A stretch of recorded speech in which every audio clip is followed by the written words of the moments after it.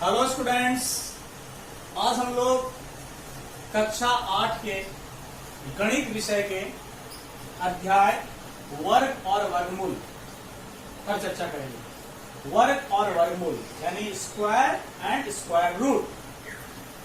बच्चों, बहुत सारे बच्चे हमसे पूछते रहते हैं कि वर्ग और वर्गमूल हम लोग कंफ्यूज करते हैं। मैं बता देना चाहूंगा, बहुत ही साधारण ढंग से इसको समझिए कि किसी भी संख्या को जब उसी संख्या से हम गुणा करते हैं तो जो गुणनफल प्राप्त होता है उसका वर्ग होता है।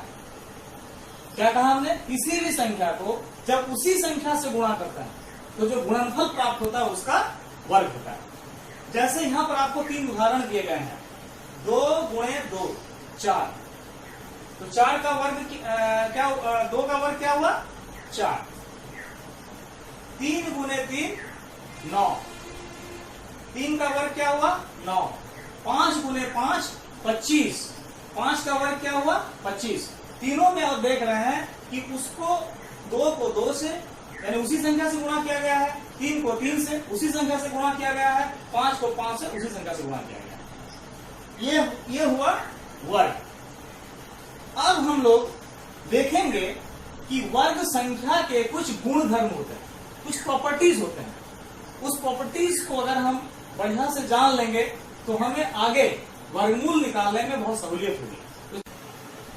पहला गुण है कि वे सभी संख्याएं जिनके इकाई स्थान पर 0, 1, 4, 5, 6 या 9 होते हैं वे पूर्ण वर्ग संख्या होते हैं।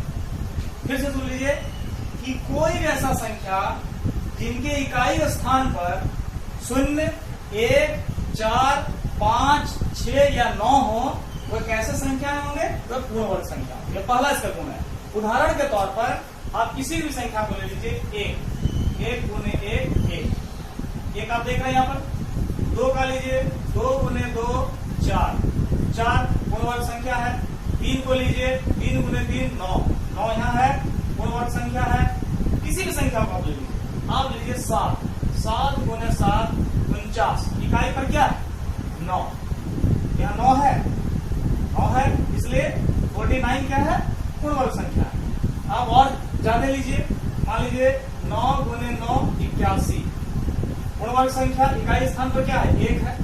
तो कोई भी ऐसा संख्या या 49, 81, 941 जितने भी उदाहरण आप देख रहे हैं सबके इकाई स्थान पर या तो 0 है, 1 है, 4, 5, 6 या 9 है। और इसलिए पूर्ण वर्ग संख्या का सबसे पहला प्रॉपर्टी क्या हुआ? गुणधर्म क्या हुआ कि अगर ये संख्याएं इकाई स्थान पर आए तो कैसा वर्ग होगा? पूर्ण वर्ग होगा। पूर्ण वर्ग संख्या के अब हम और एक प्रॉपर्टी पर चर्चा करेंगे। दूसरा इसका गुणधर्म है, जिस संख्या के इकाई में 2, 3, 7, 8 रहता है वह पूर्ण वर्ग संख्या नहीं होता है। इसके पहले हम लोगों ने देखा पूर्ण वर्ग संख्या किन संख्याओं का होता है, किन संख्या के इकाई में होने से होता है, उस पर हमने चर्चा किया। और इस पर हम देख रहे हैं कि अगर किसी संख्या की इकाई में 2, 3, 7 और 8 हो तो वह कभी भी पूर्ण वर्ग संख्या नहीं होगा। इसका और एक गुणधर्म है, सम संख्याओं का वर्ग हमेशा सम होता है। मान के चलिए कि 4 क्या है? एक सम संख्या। इसको 4 से जब हम गुणा करते हैं तो क्या आता है? 16। तो 4 क्या था? सम संख्या। और ये जो प्राप्त हुआ 16 ये भी सम संख्या। कोई भी संख्या को आप ले लीजिए जो सम संख्या है। 8 क्या है? सम संख्या है। 8 को 8 से गुणा कीजिए, 64 सम संख्या हुआ। यानी सम संख्याओं का वर्ग हमेशा सम होता है। इसको हम और भी उदाहरणों से देख सकते हैं। आप अपने भी बहुत सारा उदाहरण लेकर प्रयोग कर सकते हैं। आप यही पाइएगा कि सम संख्याओं का वर्ग हमेशा सम होता है। इसी प्रकार और एक हमारा गुण है जिसको हम आगे देखेंगे। विषम संख्या का, पूर्ण वर्ग संख्या का हम और एक गुण देखते हैं। नंबर 4, विषम संख्याओं का वर्ग हमेशा विषम संख्या ही होता है। विषम संख्या का वर्ग हमेशा विषम संख्या ही होता है। उदाहरण के तौर पर 3 क्या है? विषम संख्या। 3 को 3 से गुणा कीजिए तो क्या प्राप्त होगा? 9। तो 9 क्या है? विषम संख्या। इसी प्रकार कोई भी उदाहरण आप ले लीजिए। 5 5 क्या है? विषम संख्या है। 5 को गुना कीजिए 5 से 25, 25 क्या है? विषम संख्या। 9 लीजिए, 9 को 9 से गुना कीजिए, 9 9 81, 81, ये क्या है? विषम संख्या। तो हम क्या पा रहे हैं यहाँ पर कि अगर कोई विषम संख्या है तो उसका वर्ग हमेशा विषम ही होगा। ये वर्ग संख्या का चौथा गुणधर्म था। तो हम लोग वर्ग संख्या के गुणधर्म के 5वें गुण के बारे में चर्चा करेंगे।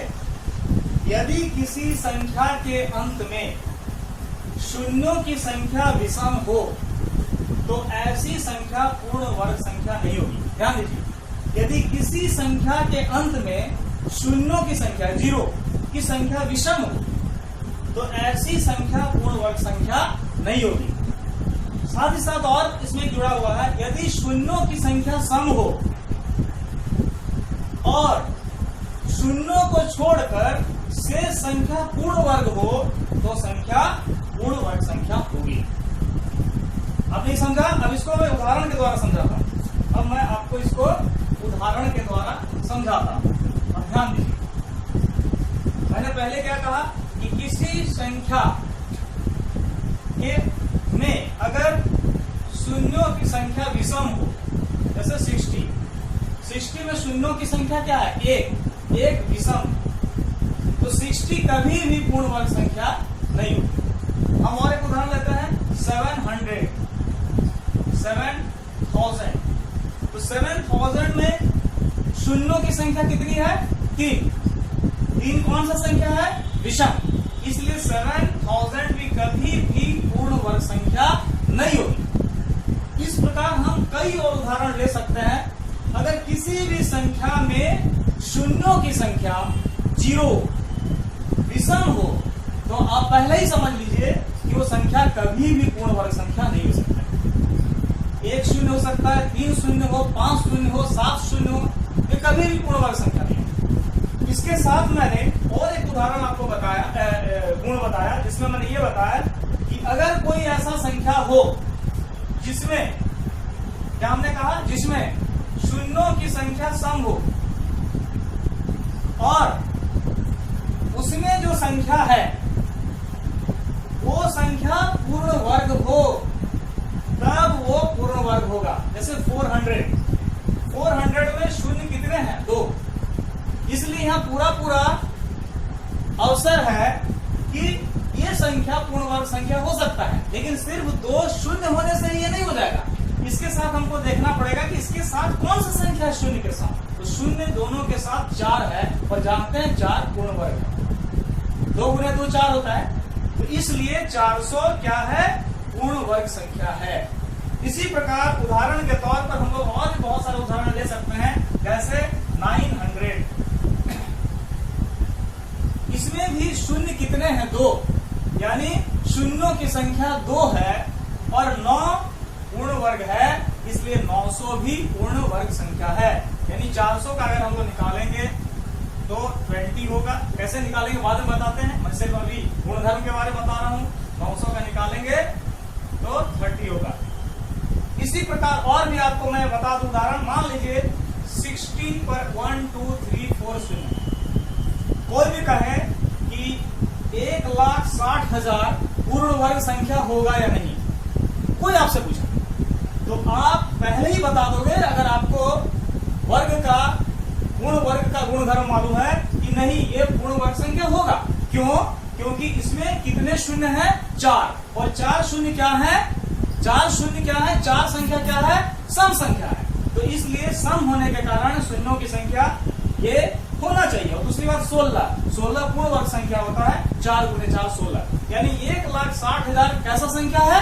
पूर्ण वर्ग संख्या है। तो बच्चों ये अगर गुणधर्म, जो 5 गुणधर्म के बारे में उन्होंने जानकारी प्राप्त की, आपको पहले से जानकारी हो, जब वर्गमूल निकालना हो किसी भी संख्या को तो आपको बहुत सहूलियत हो जाएगी। इसलिए सभी गुणधर्म पर हम लोग चर्चा की। और आगे के एपिसोड पर हम लोग देखेंगे कि वर्गमूल कितने प्रकार से निकाले जा सकते हैं। काफी इसके तरीके हैं। आज हम लोग 2-3 महत्वपूर्ण इसके जो विधि है उस पर हम लोग चर्चा